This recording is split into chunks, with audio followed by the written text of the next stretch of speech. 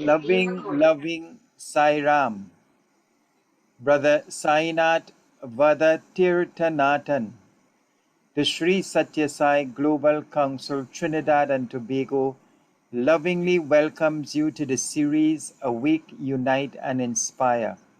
We are extremely happy, blessed and fortunate to have you as our guest on this evening's program.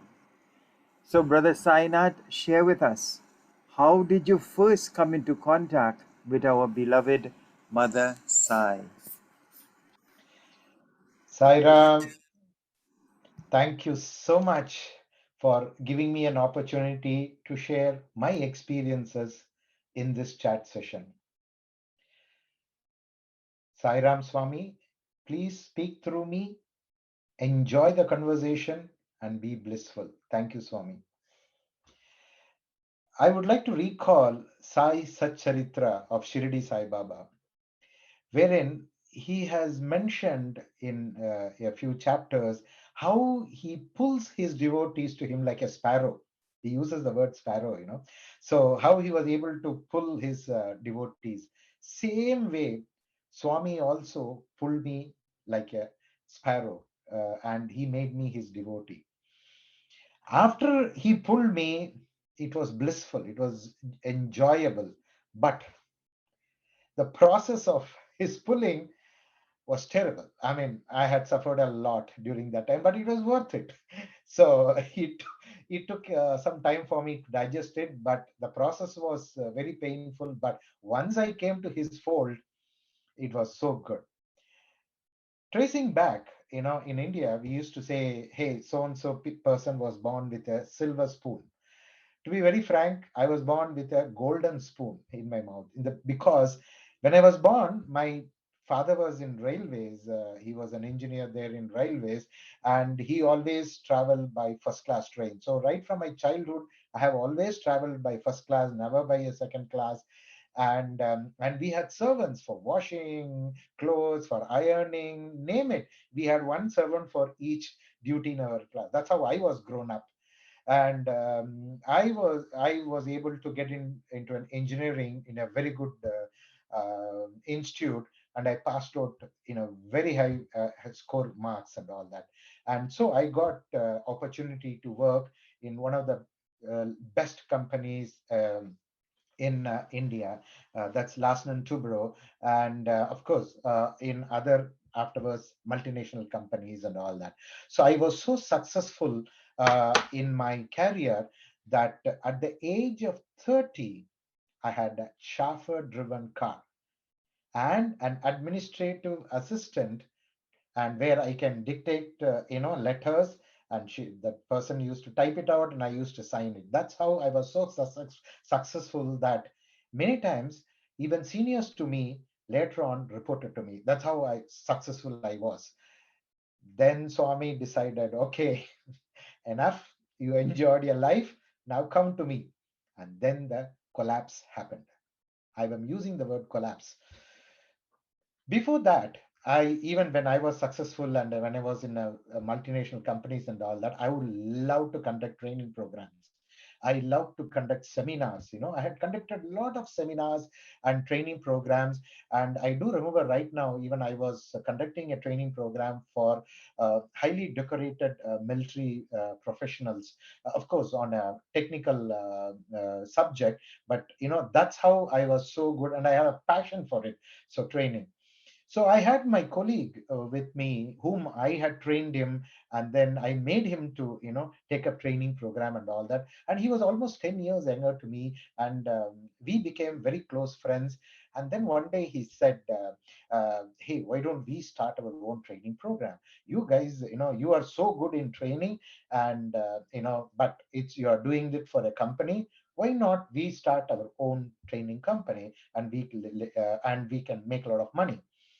Then I said, yeah, that's a good idea. So first thing is, it's a area where my passion is, in training. So I said, okay, let's start a training company. A lot of my other friends told me, warned me, please do not go along with this person. He will cheat you. But I said, no, no, no, no, come on. He's so close to me. He will not do that. The Maya covered my eyes, or Swami, that time he covered my eyes. And so, I fell for it. And so we started, I was in a different city and he was in a different city. So we started training company. And I used to do all the training because when we used to get training program based on my resume, because I had a very good resume and all that, and training and all that, and with my qualification. So we got the training programs. I used to do the training, but the money he used to take it, and he never gave me. He always gave an excuse that, oh, this is expenses, that expenses. For 2 years, you won't believe, I did not get a single penny out of him. And so that's where I lost a lot of money. Imagine the chauffeur driven car.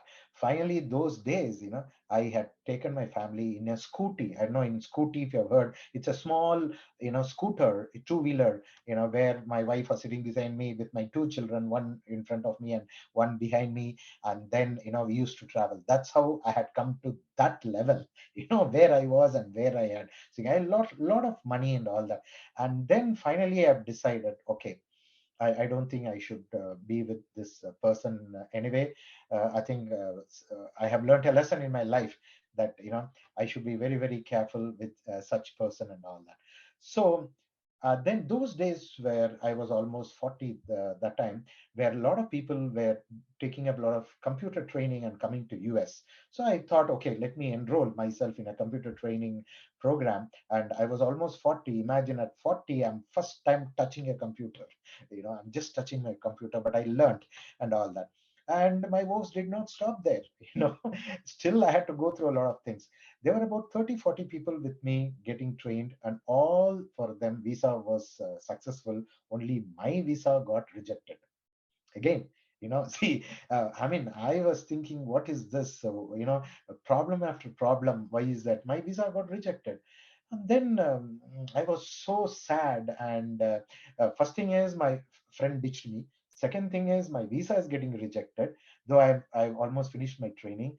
And then there was one person along with me who was getting trained, and he said, hey, I know a lady in Chennai, which is, and she's a saintly lady, and she's a disciple of one liberated soul, Yogi Ram Surat Kumar.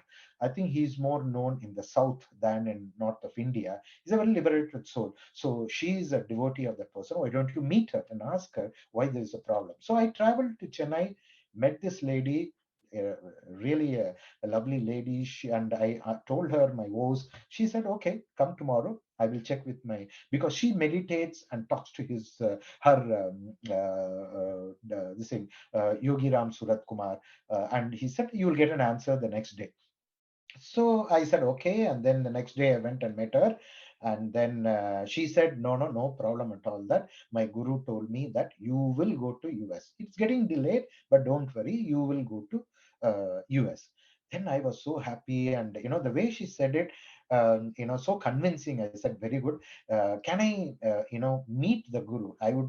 That time he was alive. Now he's no more, but he was alive that time. Can I meet him? So she said, typically, okay, I have to meditate and ask his permission, and then I will tell you tomorrow. Come again tomorrow. So the next day again, I went and met her. And then That's what happened. She told me that my guru is not Yogiram Surat Kumar. My guru is, first time I'm hearing the word, Sai Baba. She said, my guru told me that to tell Sainath that his guru is Sai Baba. Ask him to go there. So that's the first time I'm hearing him, and I was so taken back. I've not heard of Sai Baba here and there, I heard of Sai Baba, but first thing I thought Sai Baba means Shirdi Sai Baba. So I thanked that lady and said, okay, if Sai Baba is my guru, I'm ready to follow him. So I searched for, people told me Shirdi Sai Baba means, it's Sai Satcharitra. So you have to read Sai Charitra and all that. I said, okay. So, and then I wanted an English edition of Sai Satcharitra. So then I searched. I couldn't find it. Only in one Sai Baba temple, Shirdi Sai Baba temple, I could find only one copy of English edition of Sai Satcharitra. So I did read it fully, and after that, I became a real ardent devotee of Shirdi Sai Baba. And then, as for the lady, she has predicted it. I did get a visa. My visa was approved, and then finally I came to US. I landed in Chicago, but then I had a project, so I came to San Francisco. And once I came to San Francisco, I my friends told me, hey, there is a Shirdi Sai Baba Bhajan taking place on Thursdays. So why don't you come with us? I was very happy. Oh, okay, come. So I went to that place, and in that place there were two pictures of Shirdi Sai Baba, Satya Sai Baba. I never looked at Satya Sai Baba at all. I always looked at Shirdi Sai Baba. Because I heard, yeah, the first statement that Swami made, and his first statement was, I am God. So I was thinking, come on, if Satya Sai Baba is saying I am God, he could easily, change the whole world. He should remove all the problems that we are all facing. I don't think if somebody says I am God, I don't think it's correct. So I always looked at Shirdi Sai Baba and sang bhajans, and I was moved and all. I mean, my wife was with me all along, and then so she also used to look only at Shirdi Sai Baba and not at Satya Sai Baba picture. So this went on, and then my company moved, they moved me to Phoenix. City of Phoenix, and then so actually naturally, once we got a house and all that, I was looking for a primary care doctor, and of course typically I landed with an Indian primary care doctor, and I was so surprised when she said she's also Baba devotee. Again, she said, Baba devotee. I said, oh, fantastic. Shirdi Sai Baba. Okay. So she said, if you want, I can come along with me. I'll take you on Thursdays to Bhajan. So I went to the Bhajans, and then, of course, there also there was a Shirdi Sai Baba, Satya Sai Baba, but more of Satya Sai Baba. Then I heard the second part of the sentence the Swami made, that you are also God.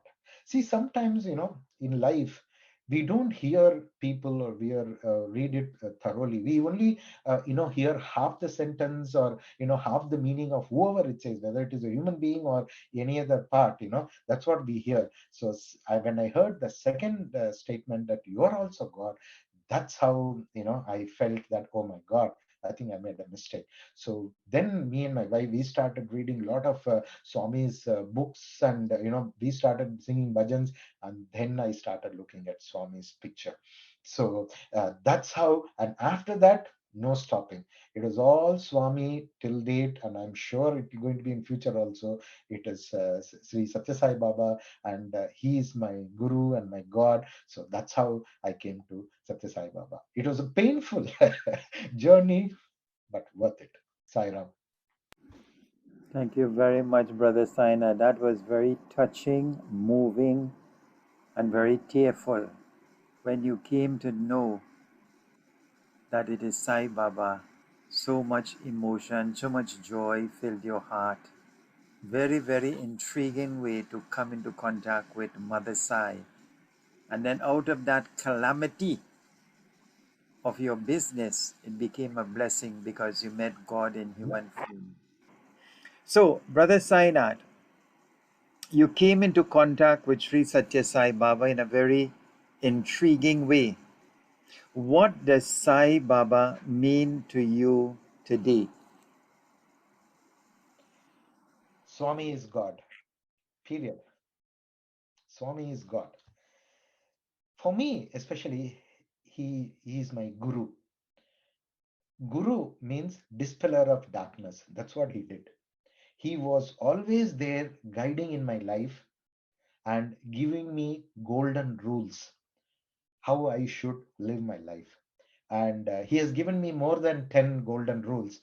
And I would love to share here in this what are the golden rules he has given. So, the first golden rule is imagine theoretically, if suppose my friend wouldn't have convinced me and he wouldn't have cheated me, you know, what would have happened? I would have stayed in India because I was so good in my profession, and I would have got a promotion very fast. Maybe by now I would have even become a managing director or a chairman of a company and all. That's how. But party enjoyment, that's what it would have been. Because of him, you know, I came to US, and more than coming to US, I came to Swami. So that's how he brought me. So the first golden rule, one he taught me, is never doubt actions of God. Never doubt actions of God. And that actions can be good or bad. In my case, initially it was bad, but it was good in the long run. So that's the first lessons I've learned from him. Any problem comes, any issue comes, these days I never doubt it. And I would like to share this with people who are listening this. Never doubt actions of God. It ultimately it'll be good for you. And that's how I came to US, and then to Swami. More than coming to US, I came to Swami. And I have a thanks to Swami, I'm well settled, my children are all well settled, and thanks to him I am the same. The second golden rule Swami taught me is, let me cite a story of Karna. Karna was a great character in Mahabharata. He was a great fighter and very good in archery and all that. And more than all that, he was a great in charity. Anything anybody would ask, people used to he used to give it away. He'll just, anything you ask, he will just give it away. That's how he was famous for. So that's a good karma he had developed and all that. So after his death, when he went to the heavens, of course the angels were all ready for him, and they invited him, and they made him to sit on a golden chair, everything rubles, everything so beautiful. And Karna was thinking that, oh my god, I did all my good karma, that's how I'm enjoying it. So this went by. For after a few hours he felt hungry. So he asked the angels, okay, I'm feeling hungry, I want to eat. The angels were surprised. They said, oh my god, this is not written there that we should offer you food. The Karna was so surprised. Why? Then angel had to go through his what I call it as a supermost computer. See, we all think we all deal with computers, but God has supermost computer. So went through the computer, and they found out that, sorry Karna, the one thing you did not do is anna dhana. Anna means food. Dhana means charity. See, he did a lot of charity, but when he was live, once, a person who was really hungry came to him and said, Karna, can you give me food? He just pointed his finger to the other house and said, go and have food. That one thing he did not do, that dhana he did not do. So he had to suffer. So the moral of the story is, Annadhana, food charity, is the highest charity you can think of.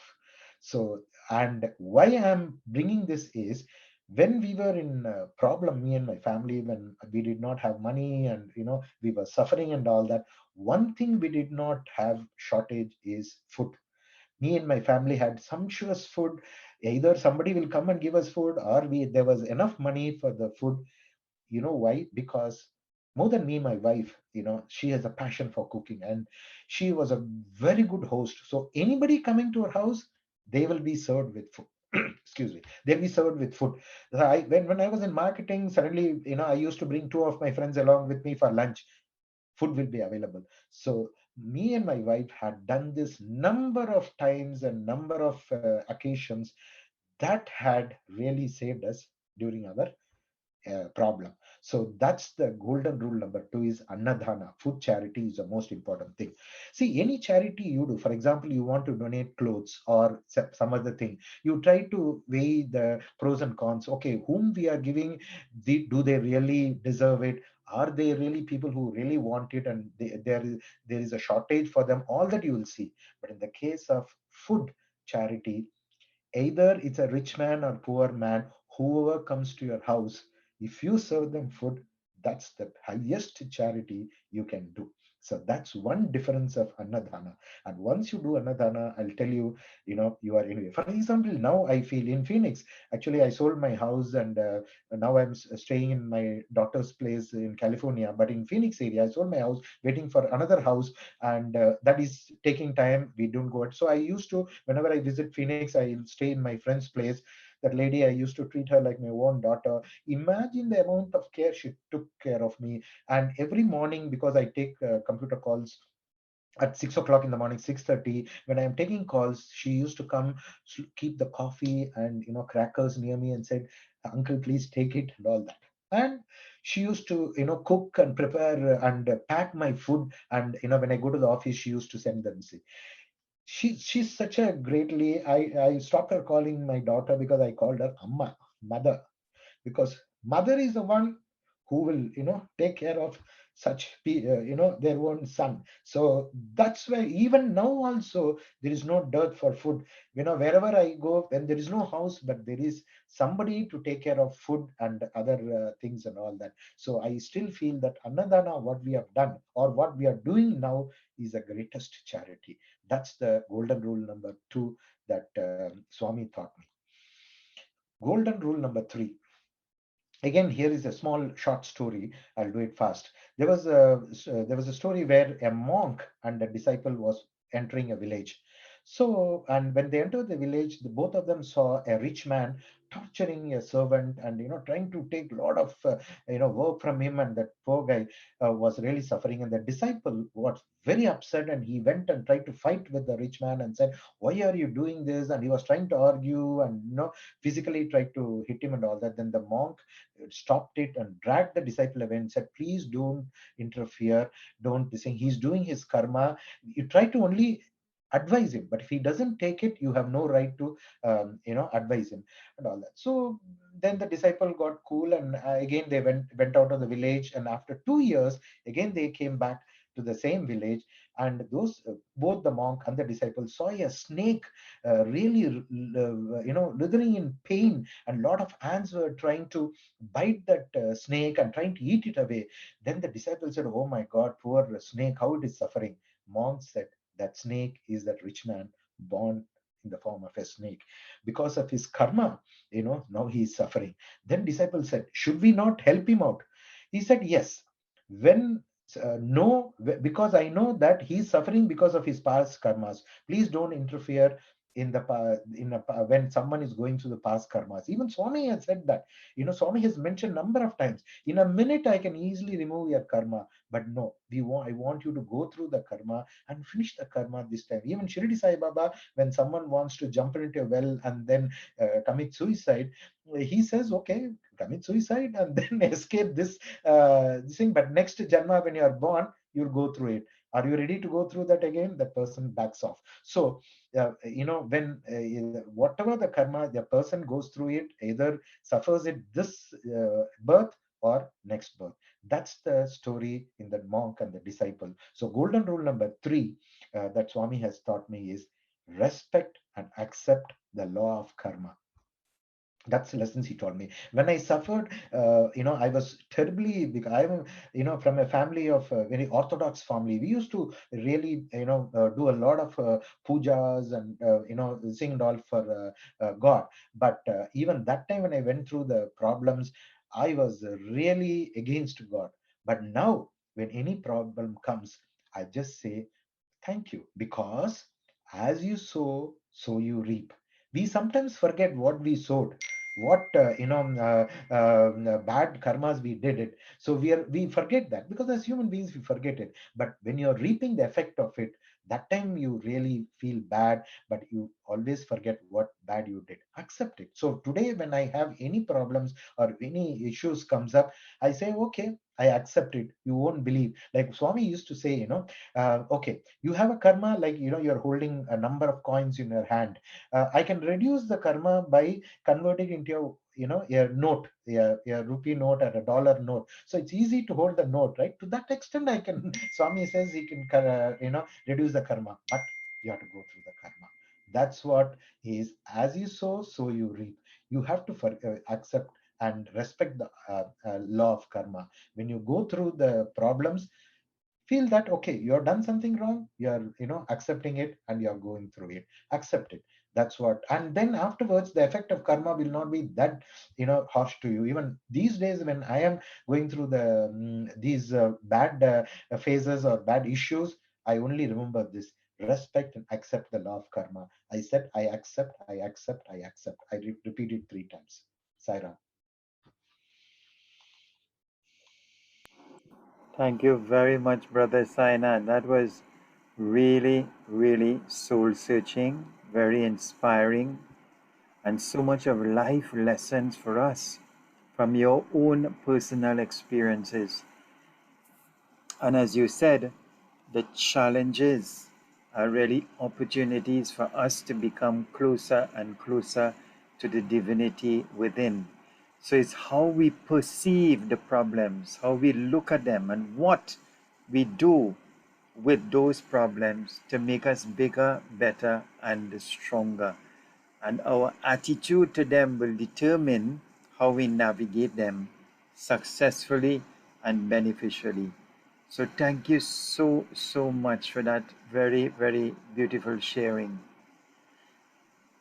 So, Brother Sainath, you've been in Swami's fold since 2014. That's about 8 years now. You've done a lot of community service at different organizations. And at the Phoenix Sai Center, you were the President, Regional Service Coordinator, and now you are the current chair of Sri Satya Sai Global Council Zone 1 SSS PAVE Committee. So many wonderful experiences you've already shared, how Swami intervened by his loving grace to bring you closer to him. So can you share two of your most memorable experiences you've had with our beloved Mother Sai? Sairam, first thing is I would like to mention that it was 2004, not 2014. My apologies if I said 2014. Yeah, I came to Phoenix in 2004. Yeah, I've been Swami's devotee since 2004. So yeah, not long number of years. That's one thing. And yeah, regarding the memorable experiences, there was a lot of personal experiences where I could see the Mother Sai with me. But two experiences I would like to share here. The first thing is regarding Bhutanese refugees. About 6, 7 years back, I would say there were a lot of refugees come from Bhutan, and since they know only Hindi and not English, so as a matter of fact, since me and my wife are more service oriented, we used to go and help them out and teach them English, and twice a week, because usually during their weekends, they have a lot of other activities and all that. So they said, they require us only on Tuesdays and Thursdays, so only twice a week. So every week, Tuesdays and Thursdays, after the office, that is from the office, me and my wife will drive down to their place and then teach them English and all that. Being in a computer field, IT industry, I think IT industries people will know that many times, though, most of the days, even when we come home, we always log in and do some work and do support and all that. So that's how we are. And so naturally, even I used to do that. But would you believe, when we did this service project of teaching English to these Bhutanese people, those 2 days, I never got an office call, or I finished my office work even before by 4:30 I was done for the day. There was nothing, no pending work. And this has happened for more than 2 years. Can you believe? Consistently every week, when we used to go only on Tuesdays and Thursdays. It's, you can call it as a miracle, or you can, I don't know, it's a coincidence or whatever you call it. Other days, yes, there's, we used to pending work, people used to call me. But those 2 days in that week, you know there was no call from office work, so we used to go there and then teach them English. Another thing is, a person like me, I feel hungry every 5 minutes. So but those 2 days after I leave office, I never felt hungry at all till we finish those classes, and then come back home, and then I'll feel hungry. People may believe this or not, but me and my wife have gone through this. This is what golden rule number 4 that Swami has taught is: you put one step forward, and I will put 10 steps towards you. And Swami has said this number of times, and he proved me in this case, me and my wife in this case, that in this service project, we put only one step forward. Swami, we want to do service, we want to help these people. And when I said 6 7 years back, now I heard, I never met them afterwards, I heard that they're all well settled, they have bought houses, they have bought cars and all that. Swami has said very again clearly that forget what help you did to others. So we have not even met them, we don't even go to their association and all that, because once you go there, that ego will tell me, because I helped them, now they are all in a good position. So that ego will come. So we don't even interact with them and all that. But that is one memorable experiences that Swami has taught us. And I take that as a golden rule. Swami has put, you put one step forward, and I'll put 10 steps towards you. The second experiences, memorable experiences that I can quote is, there is a shelter run by Mother Teresa's sisters. Mother Teresa in India, that she has, I mean, their shelter is there in Phoenix. So, and they, what they do is they shelter a lot of people, homeless people and other people. They used to shelter them for some days, maybe 2 weeks, 3 weeks, and all that, depending on the requirement. And then they will ensure that they're all settled, and then they send them away and all that. And so we used to serve them food at 11 a.m. on a Sunday. I'm sorry, on a Saturday. 11 a.m. we have to be there because they eat early. So 11 a.m. we have to be there. So we used to go there before 11 a.m. One Sunday, what happened was, because we used to collect food, people used to donate and all that. So that one Sunday, somehow it was getting late, and we were already, it was already 10:30, and we have to reach it fast, and it took more than 20 minutes to reach that place. And there are, worst is, there are 10 traffic lights going through that. And we always stop at the traffic lights. If you are lucky, we'll go through, otherwise we will not. We are lucky. So that day, me and my wife, we prayed that, Swami, please help us out. We are getting late, and those people will be hungry, and we have to reach the food there by 11 a.m. Whether would you believe, that day, what we did was, another thing we did was, we listened to the bhajans of Swami. When we drive in the car, we listen to the Swami's bhajans and all that. So we were put on our bhajans, and we were listening to them. And we said, Swami, please help us out. Please ensure that we reach there by 11. Would you believe that that day all the 10 traffic lights were green? No coincidence. You may call it as miracle, but all the 10 traffic lights were green. We zipped past, and we were there by 11 p.m. Golden rule number 5: keep singing or listen to bhajans of Swami.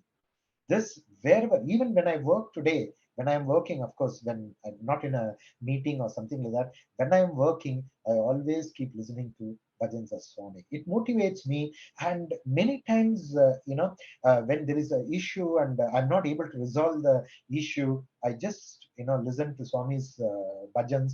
I'll tell you, the solution just drops in there, and I'm able to resolve that issue and then come out. So that's the golden rule number 5: keep singing or listen to Swami's bhajans. That's the one thing. There are a number of such memorable experiences, but these two That's what Swami has said. Is miracle is a coincidence or coincidence is a miracle? But whatever it is that had happened, we can never ever forget these two experiences on the other side. But we prayed Swami, Swami, we are doing your job. Okay, please help us out, and he helped us out. We can never forget that. Saira. Very, very beautiful. Very, very inspiring, Brother Sainath. And while you were sharing, it brought to mind a statement: when you do my work, I will do your work. And Swami once said, once your intention is pure and love is present, he will make it happen. And what are the chances that 10 traffic lights will be green at the same time? And I'm sure you would have felt Swami's presence, his guidance, and that power to make it happen so that you could reach in time to serve his people. Very, very beautiful, very touching. And sometimes, those are the little things that are the big things in our life, because you know from within your heart that it is done by Bhagwan, it is done by Swami. So thank you so much for sharing that. So, Brother Sainath, how has practicing the teachings of Satya Sai Baba impacted and transformed your life? As you said, 2004, that's 18 years under the divine umbrella of Swami. Share with us. Saira, my family is famous for one thing. When I say my family, my father, my grandfather, maybe his father, we are all famous for getting angry, and getting angry quickly for anything and everything. That's what we are famous for. And of course, ego.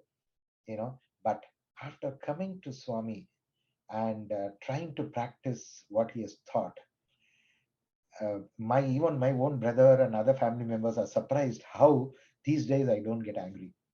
And next is the ego. Swami has very clearly said, edging God out, ego. So that's the golden rule number 6 that Swami taught me. Do not have ego. If once you have ego, you are exiting me. You are pushing me out. Are you in for that? Are you ready? Do you want to do that? So whenever I feel I have an ego, because sometimes many times, when we have ego, we don't realize that we have ego, unless someone points out to us, or sometimes we realize that time when you feel that you have an ego, or somebody tells you, think that you are exiting God out, you are exiting Swami out. So that's how Swami has his teachings have taught us. And these, I'm not 100%. We are not 100% there. Still, I get angry. I'm a human being. I'm not reached that level where I'm 100%. No anger. I get angry these days. I get ego, but 90% I would say that my anger and ego have reduced. That's really impacted and transferred my life. And then one more thing which had practice teachings is stay calm in all difficult situations. See, when you get angry, you can never stay calm, and you invariably you go wrong. When you get angry, and when you do something, invariably you go wrong. So when you stay calm, and then all the hurdles and problems will be solved. That's one thing which has impacted me in my life. Swami's teaching. In most difficult situations, I always treat everyone as if Swami. Brother, if you don't, the saying, before when we started our chat session, I had thought that I am Swami. Swami is speaking through me. Swami is speaking to who? Brother, you are Swami. Swami is speaking to Swami. Naturally, Swami will be happy. I always think that, even when in my professional life, when I go for a meeting, and I know that meeting is going to be difficult because people are ready to tear me apart. As soon as I enter, in the meeting, I always look everybody and think that Swami is sitting there. I am Swami. Swami is with me. I am Swami talking to Swami. you won't believe, invariably the meeting will end in a very, very advantageous position for me. So even during, or just before singing bhajans, before singing bhajan, I used to say, Swami, I am not singing bhajan. You are singing. So if you do mistake, that's your problem. If you are offbeat, that's your problem. That is, you are doing it. So whenever I sing, just before I start singing bhajan, I will say, Swami, Swami, you are singing bhajan. I know you will sing beautifully. And you won't believe, every time when I sing, sometimes it happens that when I do, I forget Swami and I forget to say the Swami you're singing, but otherwise the bhajan will be very good. And generally have, maybe you can call that ego or whatever it is, it is not ego, because after singing a bhajan, I will not ask somebody, hey, how did I sing my bhajan? Did it go well? I'll never ask that, because I've already asked Swami to sing. So Swami is singing the bhajan. Certainly, Swami will sing beautifully. That's why I never ever ask after I sing the bhajan that how my bhajan was. No, because it is Swami who's singing. Swami is listening, so Swami will be good. That is why this chat session also is going well, because before the chat session, I looked at Swami and said, Swami, you're talking, you're listening, you will be blissful. That's what I said. So the golden rule number 7, surrender to Swami. That's what he taught me. When you do something, it's that ego comes, oh, I did something. And when you're successful, you say, good, see, I'm so good. So, it's because of me. That ego, but surrender to Swami. That's what even Bhagavad Gita said. You do your duty, but don't think of the fruit of the action. You do your action, but don't think of the fruit of the action. Once you start thinking of the fruit of the action, then that ego will come and think that, oh, because of I did, it was successful. Then your ego comes. So always surrender. I would like to little dwell on the word surrender. People think that surrender means, forget people. I used to think surrender means, okay, Swami, okay, you are doing everything, I surrender to you, and then, you do your work. More than that, surrender means, sometimes when you say surrender and afterwards, monkey mind, always think, do you think, Swami, this will be successful? Do you think, I'll be beneficial? Do you think this will turn good and all that? You start doubting, then the surrender does not happen. Surrender means complete, Swami, I have surrendered to you, good or bad. The outcome may be good or bad, I'll accept it. If it is bad, I accept it. If it is good, I still accept it. So that's the surrender. Surrender means complete, give up everything to him, and the result, don't look at the result, because when you surrender to Swami, Swami is going to do that. So if it is good, then it is good for us. If it is bad, that means Swami doesn't want us to get that. So that is the surrender one should understand and all that. So when I have a difficult or bad situation, and I need a solution, Swami does not come in my dreams. So, see, a lot of people used to say that, oh, Swami came in my dreams and he told me to do this, to do this. But I'm an unfortunate soul. Swami does not come in my dreams. I want to be very frank. But he gives me the answers. How he, like Swami used to say, hey, listen, don't think that whenever you call me, I'll come in physical form. It is not, once I come in physical form, then you will just put me an altar and then, you will keep me separate and all that.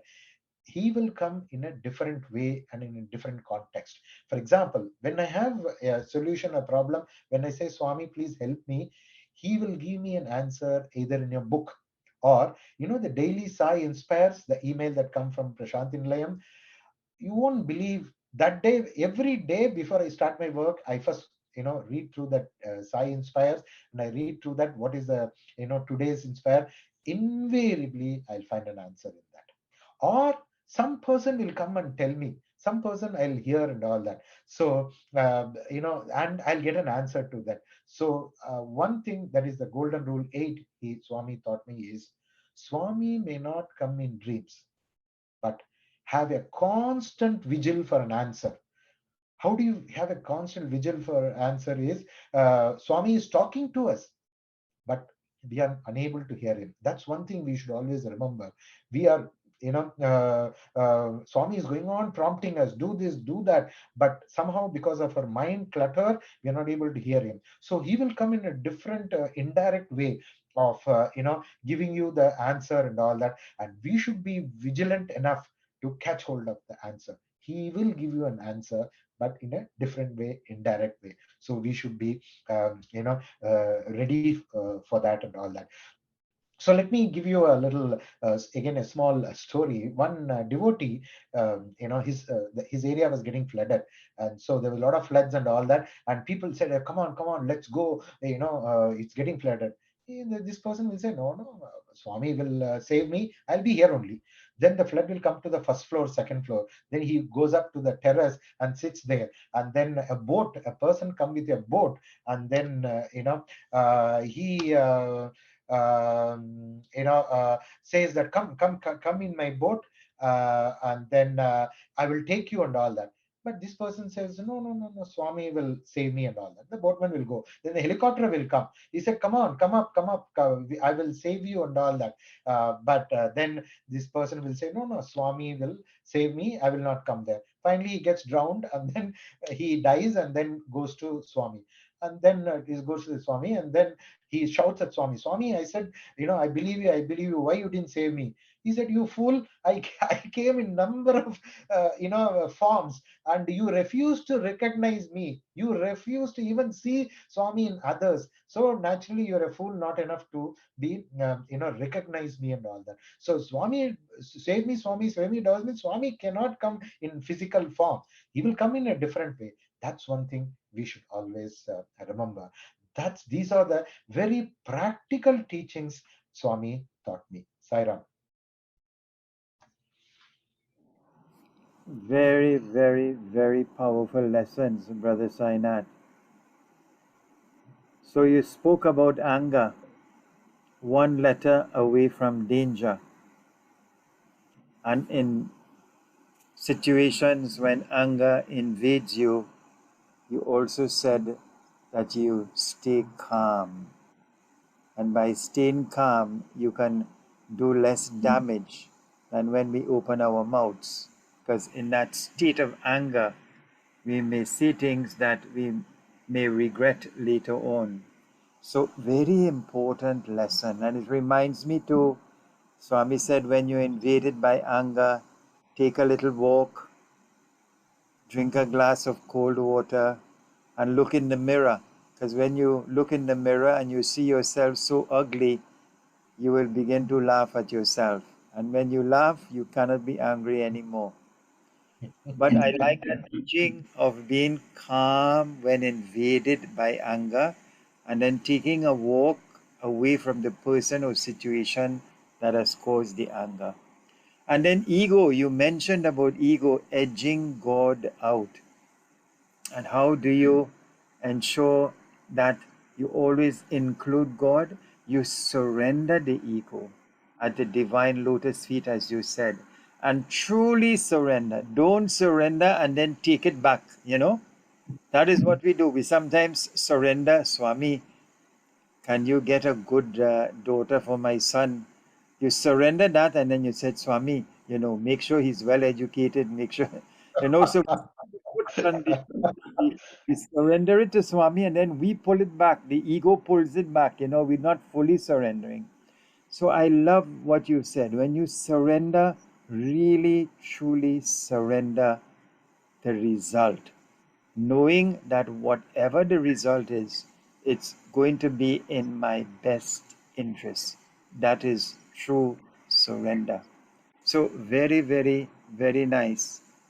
And I really like those examples that you've used, that sometimes God cannot come physically in a human form or give you direct guidance, but He uses so many other vehicles.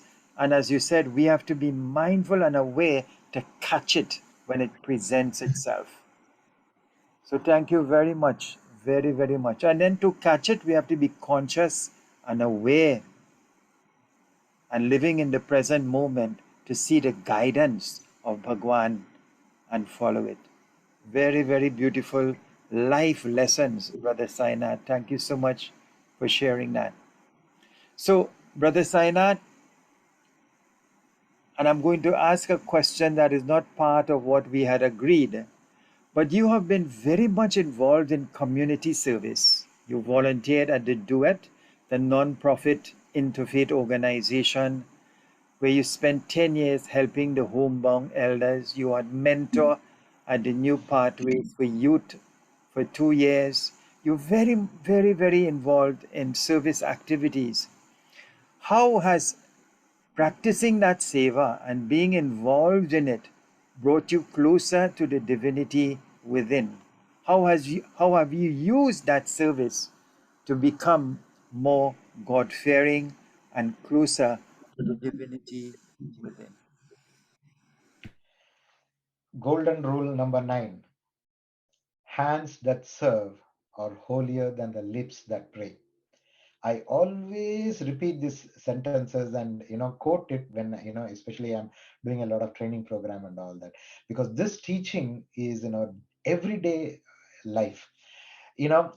So we should do a lot of service, and then again people, doesn't mean that oh, you're not supposed to sing bhajans, and but you're only supposed to do service and all that. Even singing bhajans is lovely. You get that effect of the group singing and all that.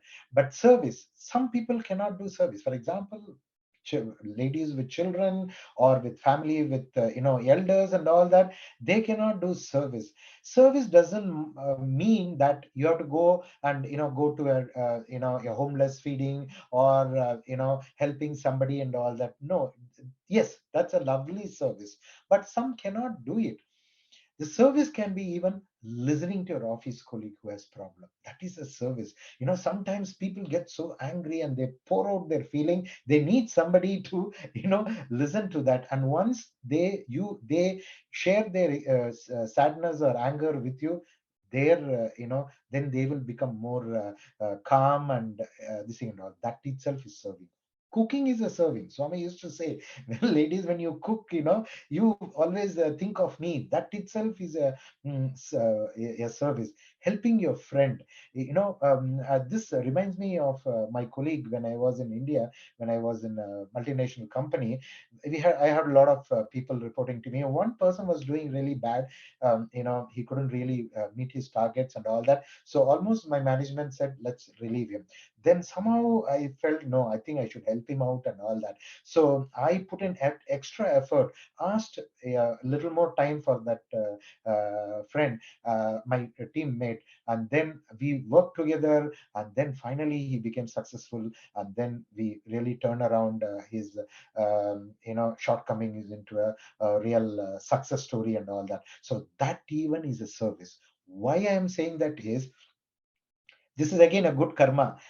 This All these good karmas are being updated in the SM computer. I am calling it SM computer, is supermost computer. It is being maintained there. We think that whatever we do, bad or good, is not being recorded. It's being recorded somewhere. So that is recorded, because that came to my rescue when I was in San Francisco, when we moved to Phoenix. In San Francisco, when the project was over, everybody were laid off. I almost lost my job, but only me and one more person. Luckily, we had a opening there in Phoenix, and that's how we got transferred. So I did not lose my job. Then that time I never realized, but later on I thought, oh my God, because I helped that, I said somebody I helped in before, the same thing has happened to me. That's why I say service doesn't mean you go somewhere and do it. Even helping a friend, talking to your friend, helping them, especially when I did a service project for the homebound people. These are all people, they are very elderly, 80 plus and 90 plus and all. They are homebound, they cannot go there. I used to just go there, talk to them, spend half an hour. They're very happy. That itself is a service. So these are all the service, the thing you do, and you accumulate good karmas when you do service. And as I mentioned, I have seen it and realized in my life. That's why very confidently I'm saying that your bank balance in the SM computer will increase. SM is supermost computer where good karmas and bad karmas are the same. This is a few things I can service oriented organization and think of and all that. Thank you, Saira. Thank you very much, Brother Sainath. Yes, so very simply and wonderfully put. And many of us, yes, sometimes we tend to limit seva to physically feeding the homeless, making groceries, having a fixed day and time to do seva. But as Swami says, our lives should be a continuous outpouring of seva where there is a need. And that need can take many different forms, as you highlighted. Listening to somebody in need, helping somebody at your work, providing assistance to the old, the handicapped. He says, even if you cannot physically do any seva, just radiating love, radiating good thoughts, radiating light into the atmosphere is seva. So many different examples of seva other than physically. And even if you don't have any money, just taking your time, your attention, and being there to support in whatever way you can is seva. So thank you very much for clearing that and reiterating the different types and the different forms of seva which you have so beautifully articulated. So, Brother Sainath, this is also one of the million-dollar questions we ask our guests coming down to the end. The whole society, when you look around, there's apparent chaos from the individual into the home, into the family, into the nation. You look at nations that war with each other out of greed and trying to take advantage. We look at the pandemic with so much of pain, economic disasters, and debt. So many people are suffering. Many people can't even afford a morsel of food. People are thrown out of their home because they can't pay the rent. So, my question to you is based on your understanding of Swami's teachings, your experiences, and your ongoing transformation. What advice can you give? What can you share with someone who comes to you and say, Brother Sainath, what can I do to make the world, the society a better place? Sairam, practicing human values. Golden rule number 10, do not get attached to people. A lot of people come in your life, like example how my friend came, then the saintly lady, and I don't have even contacts with her anymore. So in your life, people will come and then go away. So don't get attached to them. As long as you're with them, be nice to them, love them, help them, everything you do, but don't get attached to people. That's what Swami has said a number of times. Do not get attached to my form, his form, but remember his teachings. And one of his best teachings is about human values. He has told us number of times and all that human values is what every one of us has to adopt and all that. And I would recommend that, because when you have this human values program, even everyone has to write a lesson plan, how to conduct the program, what and all that. I would suggest that all of us, as if possible, try to create a lesson plan for and give this to your children or family or friends, because when you create the lesson plan, you become an exemplar, because unless you practice, you cannot tell others, right? Human values is such a great uh, gift that Swami has given to us, and we should be conscious of it. Let me tell you one biggest incident that had happened. I had conducted a human value program for people who just come out of prison, so that they don't go back to prison. So once we had an exercise, and then after the exercise, the person came back to me and said, hey, I did this exercise. I'm going to send this to my son and tell my son that I'll never ever go back to prison. Now, that was touching for me, because a person has changed after. It's not because of how, because I conducted the program. It is the methodology. The methodology is so good, that has been created in Soy organization. It was so good, and he is saying it. But what's the moral? What is the moral we should learn? What he said.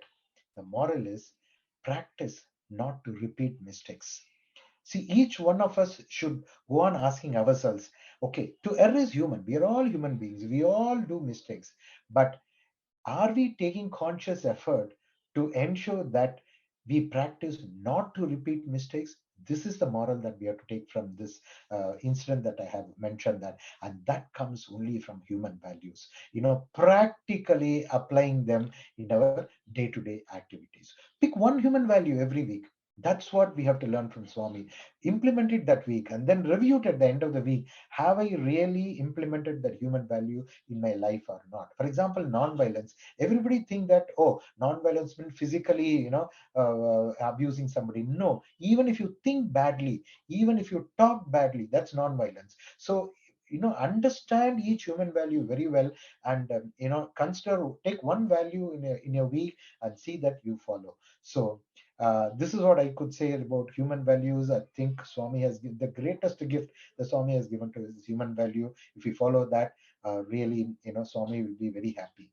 If you follow the master, golden rule number 12, if you follow the master, you can face the devil, you can fight to the end, and you can finish the game so that you're all blissful. Baba has said that. You know, Again, I repeat, when if you follow our masters, Swami, you can face the devil, any situations, bad situations, or any problems that we face in life. You can face this devil, and you can fight to the end and finish the game. That's what I would suggest after coming to Swami. Sai. I love that statement, Brother Sainath. Follow the master, fight to the end, finish the game, face the devil. Oh, what a beautiful lesson and teaching as to how we should deal with life and navigate through life, especially when we have challenges. Very, very powerful indeed. Thank you so much for sharing. And yes, you spoke about human values. Swami has said educate is the Veda of the 21st century, and that he's bringing about world transformation through the practicing of human values, which is the essence of all religion and all scriptural teachings. And as we near the end of this wonderful, divine, and inspiring interview, I know you're very much involved with community EHV, education in human values that deal with the head, the heart, and the hands. Human values, as Baba says, that are already there and just need to be awakened and manifested in thought, word, and deed. So, can you share a little bit about your experience where community EHV is concerned and what is its role and purpose in transforming our society? Sairam, thank you. Here again, I would like to mention here that, especially when you are trying to spread Swami's message of human values to the community, you should be a little be careful, because when you're approaching a community, they shouldn't think that we are trying to bring another religion or another dogma. Swami has very, very clearly mentioned, thousand times, million times he has mentioned, I am not here to introduce a new religion or new, spirituality and all, nothing. It is there. It's just a human value. So what happens is, when initially, first time, when you're approaching a community and trying to spread Swami's message, Swami has very clearly given to us, spread my message. My message is important than my physical form. Or we, of course, do mention his name, because we never used to tell the community that he's our God, because for us he is God, but others may not believe it. Once we say that he's God, immediately there'll be a a curtain in front of them. They'll not even believe you, or they'll not receive. So you should be careful. So that's the first thing, is we are very, very careful. He is our master, which he is. So we always tell the community, hey, look, he's our master. This is what the human values he has taught. And then once you start with that, and then that's why we have introduced a separate a web site for our program, human value program, where we do mention Swami's name, but we don't mention that he's our god, he's our saying and all that, because as soon as someone sees this, they will immediately say that, oh, these people are religious. So for Swami, it is his message is more important than his physical form or his mention of his physical name. That's one thing we should listen. Second thing is, you should know the audience. See, they are the people who do not know Swami. And to be very frank, once we start this human value program, first 2 3 programs, not to mention much of Swami. Later on, they are curious. How do you guys, come to this stage where you can share wonderfully the messages and all? Then we slowly start, talking about Swami, and invariably they fall for Swami. That's how it should be. To be done and all that, and then and also when you try to talk to them and say about Swami's human values and all that, you should recognize the requirement audience. Again, audience are different. Some people who have problems in a life, like for example, I saw people who come out of prison are completely, their problem is different. People for shelters and all that, their first problem is stomach. They are hungry, so fulfill that, and then you start your human value program. But you, Swami also said that first you try to satisfy their most important thing, and then you start about human value program. Say, then there are a lot of people, children, especially in the evenings, they require help in their academic teachings, academic classes and all that. So we have programs for them, teach them there also. We help them out in their academic lessons. Then later on, slowly we introduce the human values program, and then later on Swami. So that's why to the community we should be careful how we start into. There are countries, and especially I'm talking from US point of view. In Trinidad and I think in Canada, they are more okay, a little more tolerant. In US, they are very, very careful, and especially we have done a lot of this human value program to an Orthodox Christian church. So imagine how we were very careful initially, and after that they felt okay. Whatever Christ taught or whatever is written in Holy Quran, it's all same. What these people are talking about. That's how it is there. So you should be careful when you're talking to when you're dealing with community and all that. Saira.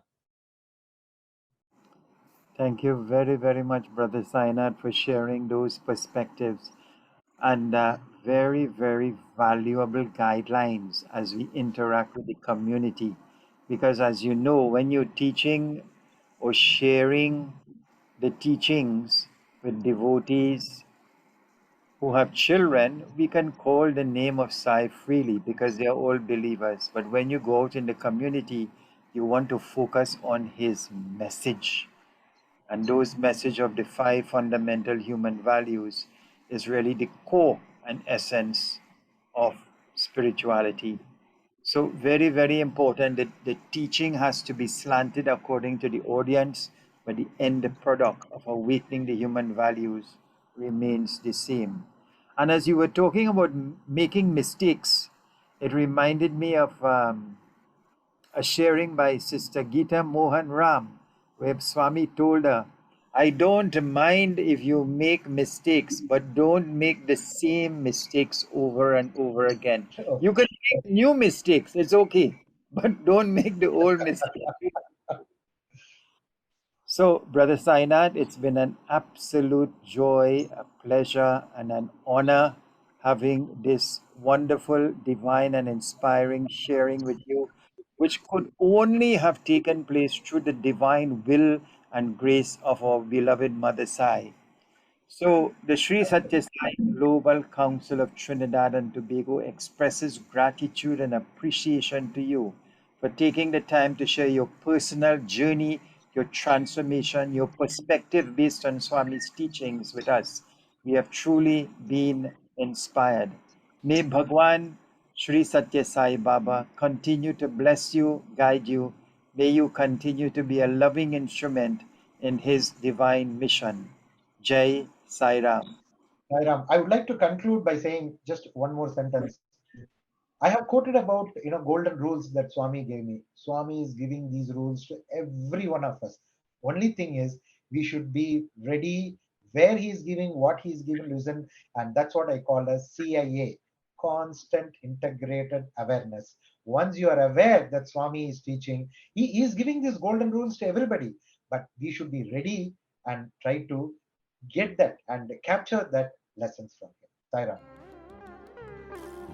Jai Sai Ram.